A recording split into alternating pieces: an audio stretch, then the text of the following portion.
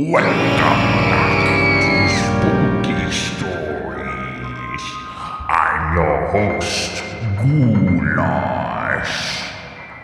I've been very busy lately searching for the spookiest stories I could find.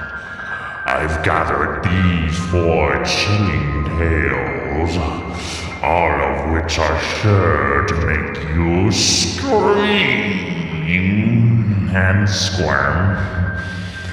The first story is called The Accident. It was an unusually warm night in fall as I was driving home in the city after a long day of work. The route I usually drove home was blocked off due to an accident, so my only other choice going home was an alternate route through a bad neighborhood. I was not thrilled to have to drive this more dangerous route, so I turned up my music and tried to distract myself. I started thinking of my plans for when I got home. Have some dinner, relax, maybe watch a movie. As I was driving along, I noticed something in the road not too far in front of me. I turned down the music. As I drove closer, I could start to make out what was in the road. It was a person. I hit the brakes and I halted to a stop as the person in the road squinted at me through the brightness of my headlights, about 25 feet in front of my car. It was a boy, maybe in his early teens. He began to slowly crawl towards my car, his feet lifelessly dragging behind him. I heard him moaning. I was frozen with fear. I felt like I had stumbled into a nightmare. I looked around, but no one was around. I wanted to help the boy, but my mind started to race with possibilities. I was in a very bad neighborhood. What if the boy wasn't really hurt and was trying to get me out of my car so that someone else could mug me or steal my car? Or if the boy really was hurt, what if the person who hurt this child was still nearby and was ready to attack anyone who stopped to help? My mind continued to race as the boy slowly continued to crawl towards my car, calling out again. I looked around again, and still no one was around. Just then, a familiar thought popped into my head. What if I just drove away and never looked back? No one was around, so I might be able to get away with it. However, my thoughts were interrupted by an even more desperate sounding. The boy continued to crawl closer and closer to me. I knew I had to do something. With slight apprehension, I turned off the engine, took a deep breath, and got out of the car to help the boy. However, just as I began to approach the boy, he quickly crawled towards the sidewalk and out of sight between a couple of parked cars. I pursued after him, but when I got to where he crawled, there was no sign of the boy. I called out for him and checked all around and underneath the parked cars, but still I didn't see the boy. "I'm just trying to help. I'm not trying to hurt you," I yelled out as my lonesome voice echoed out into the empty streets. I looked around a little more, but still no sign of the boy. I started to walk back to the car when something caught my eye that was on the pole of the street lamp. There was a wreath of flowers with a picture of a boy in the center. It was hard to tell, but the picture looked a lot like the boy I had just seen in the road. Under the picture, it said Anthony Garcia, January 8th, 2005 to December 13th, 2018. I felt my stomach get queasy. Today's date was December 13th, 2019. Suddenly, my consciousness became flooded with memories from a year ago to this day. I was driving home from work on the very same road I was driving tonight. I was running late for an appointment and was maybe going a little faster than I should have. As I was speeding along, I was taking bites out of my sandwich I'd saved for dinner. As I took a big bite, a pickle wedge jumped out of the sandwich and onto the floor near the gas pedal. Just as I reached down to grab it, I took my eyes off the road and a sudden loud thud jolted the car. I slammed on the brakes and looked into the rearview mirror. There was a mound of something lying in the road behind me. I looked around, but saw no one. I told myself it was nothing, probably just a bag of garbage or a raccoon or something. So I raced home, knuckles white from holding onto the steering wheel too tightly. When I got home, I got out and checked the front of my vehicle. There was a small dent with a little red smudge in the center of the dent. Okay, so I hit an animal. Big deal. It happens all the time. The poor creatures don't know any better. I wiped off the smudge of blood on the front of my car and threw out the rag, but I continued to shake. So I stopped took a deep breath, and told myself, it was just an animal. There's nothing to worry about. It's best to just forget this ever happened. So I did my best to forget about that night, and it seemed to work. Until now, that is. My flashback from a year ago had ended, and I was returned to the present terrifying moment. Trembling, I ran back to my car, still double parked in the street. I got in and closed my eyes. This is all just a weird coincidence. I never hit a boy that night, and I didn't just see a boy in the street. It's just my mind playing tricks on me. I just need to get home, relax, and take it easy. However, when I opened my eyes, I saw someone in my peripheral vision sitting in the passenger seat next to me. It was a boy. The same boy that was in the road calling out for help.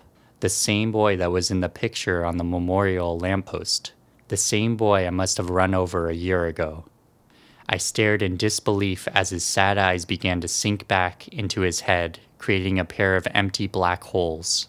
His skin began to dry up and rot right before my eyes.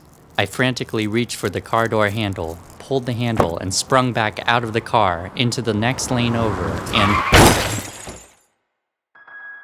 Oh boy, what a drag.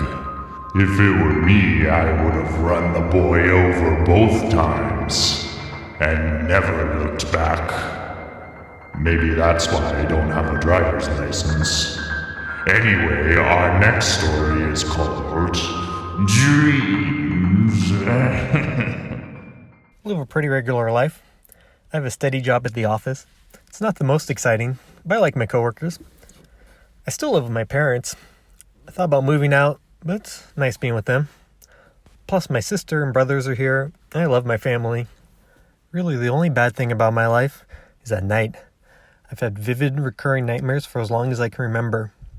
It was getting late now, and I always build up a sense of dread at this time of day, knowing I'll soon be returning to my nightly sentence in hell. As I brush my teeth, I tried not to think about that, and think about the report I need to type up at work tomorrow. I hopped into bed and reluctantly closed my eyes. Here we go again. I woke in the familiar cell, restrained to the bed, staring up at the black ceiling.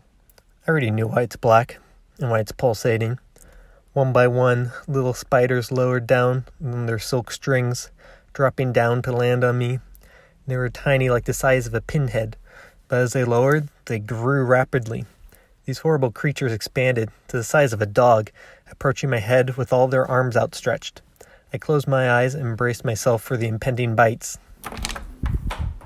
"Good morning, patient 13. It was the nurse.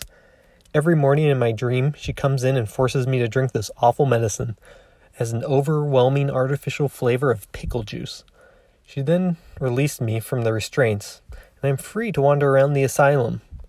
Every day I do wander around, but I always regret it. Today I make my way out into the hall. The shadows don't ever seem to obey the laws of physics, but instead they shift around and move continuously. The security guards hide in these shadows. Sometimes it seems like the guards are shadows themselves. I walk nervously past these dancing shadows when suddenly I am caught." Did you take your medicine this morning, 13? The guard asked. Outside of this nightmare hellhole, I can hold my own pretty well. But in here I just submit and take my beating, because there's nothing I can do. The guard raised his club over me, and suddenly he burst into flames, as they tend to do. His flailing, fiery arms came wailing down on me with impossible speed. I felt a rib crack as I started gushing out sweat from the intense heat of the flame. Suddenly, the guard vanished back into the shadow where he came from. Finally make my way into the common area. Sometimes I'll see familiar faces, but usually it's a new cast of nutjobs every dream. As a result, I generally keep to myself. At supper time, we all head to the cafeteria. Another plentiful pickle platter. We have mashed pickles with the coagulated pickle gravy, along with pickles on the side, all washed down with a stale cup of pickle juice. I know these pickles aren't kept in jars, but rather massive storage tanks deep below the building. I start to wonder how long they've been down there, and where the hell they came from, and what else might be growing in them. But then I remember, this is my nightmare, and this is my brain's fault for those damn pickles. After gagging down all those pickles, I quickly make my way back to my cell. I'm always so excited to hop into bed and wake up back in my real life. I wake up in my real, warm, comfy bed and then I hop out and get ready for work. In the mornings, I'm so grateful to be back in reality that I don't even think about the dreams. Should probably get checked by a doctor, but not right now. At work, I type away like a productive worker bee. The work isn't particularly rewarding, but I do get a sense of satisfaction by pressing all those buttons. As the day drew to an end, I started dreading the night. I hope there won't be spiders again. I really hope there won't be slugs again. Sometimes the slugs ooze their way up from the pickle tanks. Slow yet steady, they glide all the way up and into my cell. When I am still restrained, they have free rein to climb all over me and engulf me in their slime. One time they even started to slither down my throat. Then they all burst into flames, like their ooze was actually napalm. I was burning from the inside out, and even though it's a dream, the pain was real. I drift off to sleep and hope for the best. I open my eyes, but there was a guard standing directly over me. Get up, 13. Let's move it. The guard preemptively ignited himself and started whacking me with the flaming stick to get me to hurry. I scrambled up and proceeded down the hall as the guard prodded me along. He gave me one more firm crack to the back of the head, and I tumble into the procedure room. The doc will take it from here, the guard said as he slammed the door shut, leaving me on the dark, cold floor. I felt a little woozy, so I let myself close my eyes. When I awoke, I was back in my cell, this time with 2 doctors and multiple nurses all looking at me. "Oh good, patient 13 is up," one doctor said. "You are probably feeling a mild headache right now. You underwent a minimally invasive operation, and it appears to be very successful. After we remove the troublesome lobes, your hallucinations should finally go away." "Wait, troublesome lobes? Lobes of what? My headache isn't mild, it's excruciating," I told them. "Certain lobes of your brain were overreacting, and they had to be removed. Your mild headaches could subside, eventually, we hope. But we are sure that it is worth it for regaining clarity in your daily life. The only other mild side effect is that by eliminating your hallucinations, it will also prevent you from having dreams." "My dreams? Well then what the hell am I doing here?" "Patient 13, this is not a dream. This is reality, I can assure you. We know that you have suffered tremendously from your hallucinations, brought on by the trauma of losing your family in the fire at the pickle factory so many years ago. I remember when you were just a young lad, when you were first committed to our institution." "No, that can't. What? No, this is not happening. No! This, no!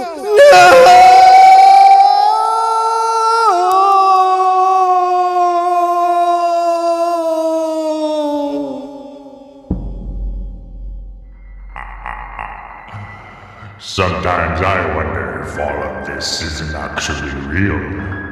That it's all just a dream. But then I come back to reality and realize that I'm a ghoul who feasts on dead bodies for fun. It's actually a pretty nice life. Or afterlife. Anywho, next story is called The Rocks. A while back, I used to go on a lot of solo camping trips up north. Most of the trips I took were either to national parks or resorts, and I'd usually try to go places where I wouldn't run into too many people. I had a lot of fun doing it until I took this one trip I'll never forget. It was around November, and I had decided to drive up the west coast to camp along the ocean. The landscape is pretty neat up there, and if you drive far enough north, you could get to some pretty desolate areas. So I took off work in the middle of the week and headed out early in the morning. For most of the trip, things were going as planned. It was nearly winter, so it was cold and there was a lot of overcast, but there wasn't any rain expected. I drove for a while, every now and then stopping to take pictures or just rest a bit. Earlier on, the road was a bit busy, but toward the end of the day, I began getting so far north and away from any major town that there wasn't many people around, which was really what I wanted from the trip. I had probably driven for nearly 5 hours before I decided I should start looking for places to camp. I had seen a few places here and there, but nothing I was really interested in. I usually got pretty picky when it came to my camping spots, and it didn't help that the ocean side was mostly rocky at this point. But eventually I found this road that cut off from the main highway and went down toward the ocean. I wasn't sure if it would lead anywhere, but I decided to take it, and it actually led to some pretty decent beaches next to some cliffs. It wasn't anything great, but at this point, it was too late for me to keep looking, and the wind seemed to ease up in this area, so I decided to stay there for the night. I set up my tent and got some things ready to cook. I had some time before sunset, so I figured I'd walk down the beach a little toward the cliffs to see if there was anything interesting. I walked for a bit, and eventually I went up and over this hill that let me see down to the base of the cliffs. At first it didn't look like there was much to see, but eventually I noticed what looked like a group of people standing on a small beach at the cliff's base. The figures were dark and hard to make out, but they seemed to just be standing there, either looking out at the ocean or something along the beach. I hadn't seen any cars or people for miles, so this was a surprise to me. I decided to walk down to see who they were or what they were looking at. As I got closer, I began to realize that they weren't people. They were these rocks, or sculptures. There had to be a dozen of them, all standing about 5 meters away from each other. I finally got down to them, and up close they didn't seem to resemble people at all. They were just kind of these cylindrical rocks sticking out of the beach, some of them taller than me. They were different than the rocks and cliffs around them, kind of this dark gray, almost metallic color. Some of them leaned a bit to one side, but most of them stood up straight. I remember walking between them felt strange. I mean, they were just rocks, but there was something different about them. Maybe it was just their shape, but at times I felt like I wasn't alone, like the feeling you get when you're in a group of people that you don't know. Whenever I would focus on one, it felt like the others behind me were watching what I was doing. At one point, I reached out to touch one to try and see what they were made of. It definitely felt like stone and didn't have any sand on it. I wanted to see how they stayed up, so I tried to push it a little to see if it would wobble. I remember when I did this, I heard this sound behind me. It sounded like something cracking. I turned around, but there was nothing there but the rocks. After a while, I finally figured someone must have carved the things out. For whatever reason, they kind of creeped me out, and it was getting late, so I decided to head back to my camp to get some rest. I was tired from the drive, so I set up a fire and decided to get to bed a little early. I couldn't see the rocks from where I was camping, but knew what direction they were in. It was strange. It felt good to be away from them, but I had this uneasy urge to check and see if they were still there. Eventually, I figured I was working myself up. I had never camped along the beach, so thought being out of my element was getting to me. I got a few things ready for the next morning and eventually went to bed in my tent. I don't know what time it was, but at some point that night, something woke me up. It was as if I went from a dead sleep to being fully awake and aware. The kind of awareness you are when you're on edge, you know? Like when something's not right. I sat up for a while, listening to what could have woken me up, but didn't hear anything unusual. I stuck my head outside for a bit, but didn't see anything either. The wind had picked up a lot, and the ocean was now pretty noisy, so I figured it might have been that. So I laid back down.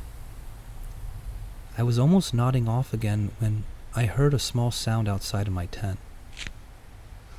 I couldn't make out what it was, and didn't want to leave my tent, but decided to go look around to make sure I was in an okay spot.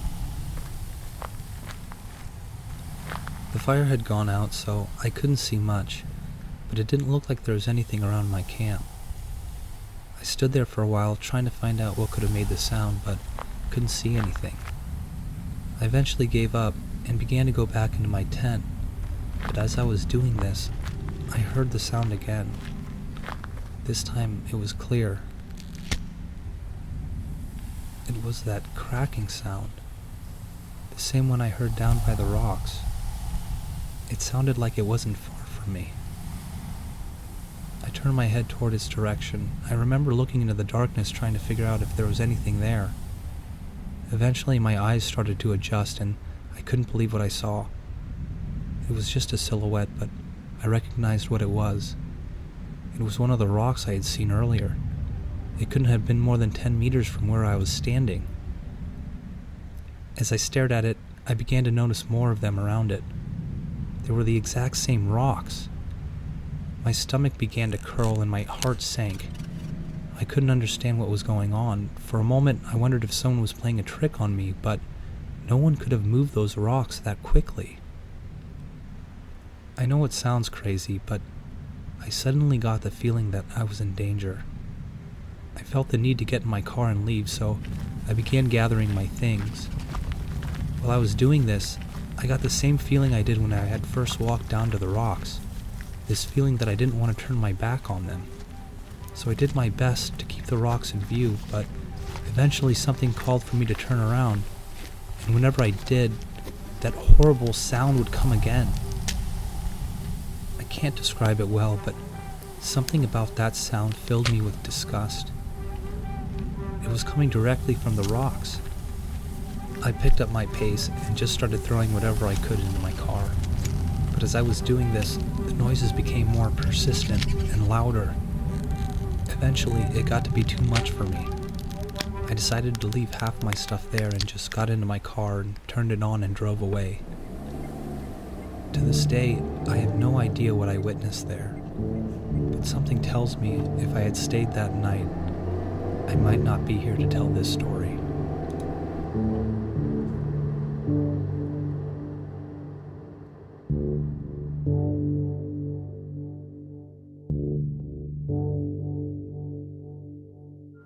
Ooh, that sent chills right down my spine.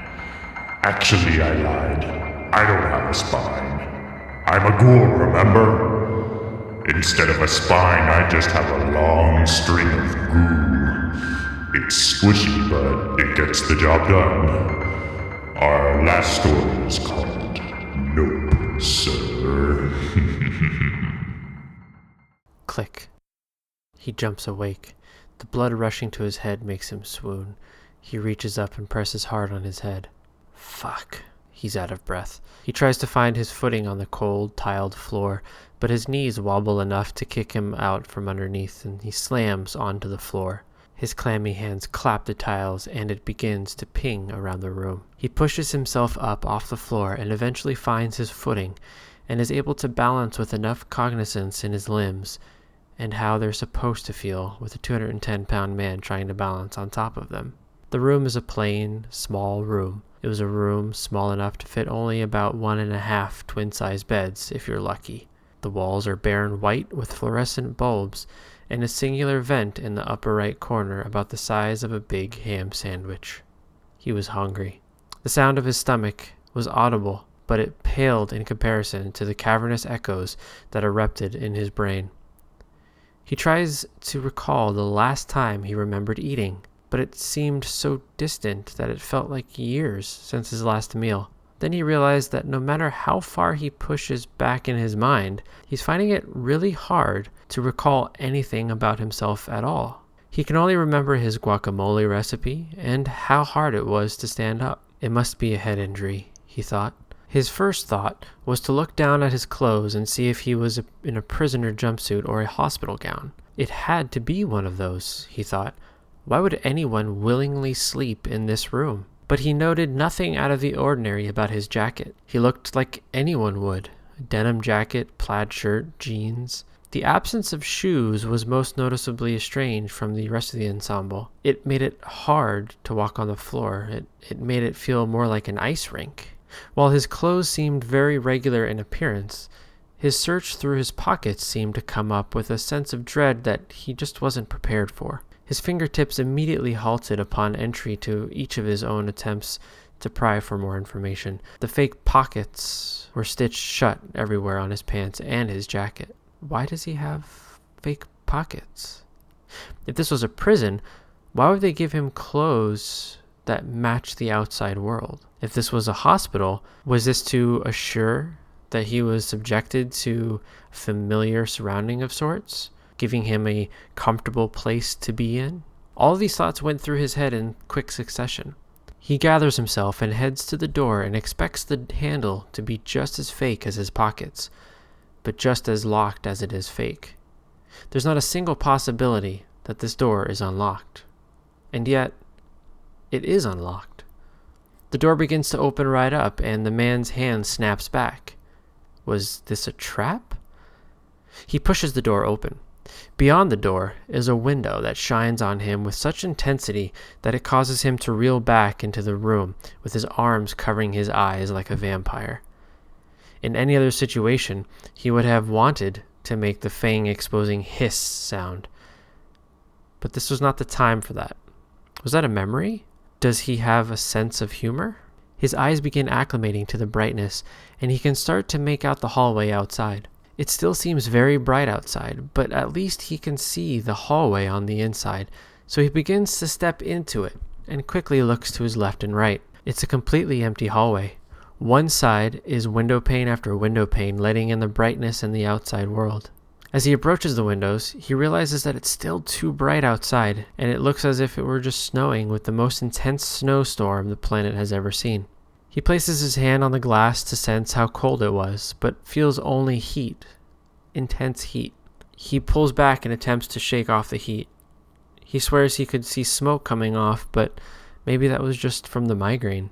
Down the hall to the left was a row of other doors, seemingly like his. At the very end of the hall, there was a double door that read, "Do not enter, not an exit." To the right was even more small rooms, and further down at the end was a door that says, "Start." He wasn't sure of where to go. Through looking to his left and right, trying to stomach the courage of what and how and what needs to be done, he noticed two things. First was the fact that the "Do not enter, not an exit" sign would ever so often flicker all but its last word. He immediately found this very odd, as it certainly didn't look like it was electronic, and the words seemed painted directly on the door itself. Migraine. Has to be. Secondly, he noticed that just on the outside of his door was a small plaque that read his name, Jack, 7021-Alpha. Okay, he thought, good to know my name, good name, classic name, maybe overused. Jack decides to break the rules and go for the "not an exit," but is immediately stopped in his tracks 2 steps in. He noticed that a lot of these doors are open or closed. It actually worried him, as he was expecting someone else to break out and possibly hurt him, but at this point, he didn't care about that. After realizing he had a name, it's also within reason that he should also check out what other people's names are, and was shocked to find that everyone else was named Jack. What looked like 24 rooms in total, all of them had the name Jack under it, with a different number underneath. He began quickly walking toward the door, making sure to stick tightly to the wall of windows as he peered inside all the empty rooms and quickly hurried past the closed ones. He understands that if he woke up the way he did, and he saw some random guy outside his door just a few minutes ago, he would have attacked them without question. So why wouldn't anyone else? As he reached the door, he began to hustle a little quicker, until he stopped dead in his tracks. Squeak. Beside the fact that there is a person in the last room, Jack was also alerted by the squeak his shoes made when he stopped on the tiled surface. When did I get shoes? He thought. The squeak also caused the man inside the room to clamber over his bed and turtled into the corner of the room facing next to the wall. Jack noticed that the room is actually not lit by the fluorescents and is entirely lit by the sun pouring in from the windows, and yet it's still very dark and everything is obscured. He sees that this man is just as lost as he is. His or-flight instincts were kicking up a lot of dirt as he held them back. He fought the temptation and fought with his feet to take a step forward toward consolation. Hey, are you all right? He begins, but is interrupted. What was that? Look, I'm not a bad guy. I want to help you. The man in the corner kept saying something under his breath with a slight off-putting cadence. Jack couldn't figure out what it was that compelled him, but he truly did want to help, so he took a look at the man's name. Jack 147P Alpha. I don't know what these numbers and letters are, he thought. What are you saying, Jack? Why do you keep saying nope, sir, to me? I am not a sir. You don't have to call me that. Nope, sir, nope, sir, nope, sir, nope, sir, nope, sir, nope, sir, nope, sir. The man said slightly louder, but still in hushed tones. Nope, sir, nope, sir, nope, sir, nope, sir, nope, sir, nope, sir, nope, sir. Stop saying that, please, Jack said. Let's get out of here. I'll help you. Nope, sir, nope, sir, nope, sir. You know what? Jack asks, hands up. Fuck this. Jack walks towards the door and busts it open. Blood. Everywhere, blood and bodies and the stuff inside bodies. His eyes widen in the dark, pitch-black room, but the important carnage is ever so slightly lit up to where you know what you're looking at. The bodies all seemed to be men, and of nearly the same body type and build. At first, it seems like the room is filled with maybe 25 bodies, but shortly after realizing what he was seeing, Jack noticed that the room is not actually a room, but a giant open void of black nothingness with a floor of dead bodies that go on for eons across seemingly empty and black skies. Off in the distance, a flicker of light illuminates a section of people that is miles and miles from where Jack currently stands. Billions and billions of dead bodies. Hell. I'm in hell, Jack said as he began to retreat back into the hallway. This is fucking hell. What did I ever do to end up in fucking hell? This isn't hell. Nope, sir. Nope, sir. Nope, sir. This isn't hell. Nope, sir. Nope, sir. Nope, sir. Not explicitly, anyway. Nope, sir. Nope, sir. The man in the corner still faces the wall. The others just got out and walked on out, but I was stuck with a stupid fucking headache and decided to go the other fucking way. He begins to stand up. Nope, sir. Nope, sir. Nope, sir. Nope, sir. Nope, sir. Nope, sir. His tone shifted completely from unhinged to prepared. Nope, sir. Nope, sir. I just had to go the fucking wrong way. The man steps forward from the shadows and reveals a man that looks familiar to Jack until it hits him when he understands that if he at all remembered what he looked like, that this man now standing in front of him was an exact copy of himself. Looks like looking into the fucking mirror, huh? The man says as Jack begins to run towards Start, only his shoes slip in the blood he unknowingly brought in with him. His face lands awkwardly, but just enough to give him a second look back into the room with the corpses piled high. Without question, he realized that every single body in that room is a copy of a copy of a copy of Jack. The man now looming over Jack says, Nope, sir, a fucking mirror. Jack scrambles to his feet and runs toward the Start door. Before bursting through, he checked to see if he was being chased. He wasn't. Apprehensively, he turns around and opens the door and walks in. The room is just as large as the body room, only a giant glass wall stands about 100 feet in front of him, with a black void spanning miles and miles beyond that. There's an incredible silence. He starts to notice that his head has stopped pounding, and his sore interiors and exteriors are all but healed and corrected themselves. He's never felt better. He's also never felt. Where did this gun come from? The darkness in the room shifted suddenly and quickly to a bright shine of bright orange. Vampire arm shield up and ready, Jack adjusts his eyes to take a look at the source of light. Nope, sir. Only it wasn't Nope, sir, Nopesir. As Jack now stands in front of a bright sign that reads NWAPSER in reverse. Nwop, sir. Nwop, sir. Click. Speaking of respawning, I was playing this video game last night where my character kept dying and respawning over and over and over again. There's no punchline there, I just like playing video games. Well, that's it for this round of spooky stories. Until next time, my fellow ghouls.